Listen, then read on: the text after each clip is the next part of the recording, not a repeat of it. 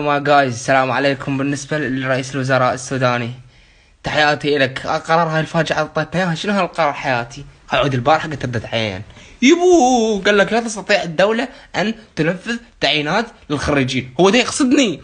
انت ده تقصدني؟ خلينا نسوي البردة ونتفاهم، لان الوضعية ماكو، لان الوضعية فاجعة تصير. يعني هسه انت هنا أنا تقول لا تستطيع الدولة، العاد منو يستطيع؟ حياتي انت من هو اللي يستطيع يعيننا؟ يعني انا صار لي 16 سنه ادرس. 16 سنه؟ لا والله حتى اكثر.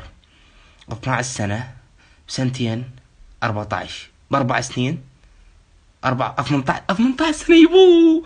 18 سنه صار لي ادرس، وتاريخ وين اشتغل رقاصه؟ وين اروح؟ اروح يم الاول؟ وين اروح يعني؟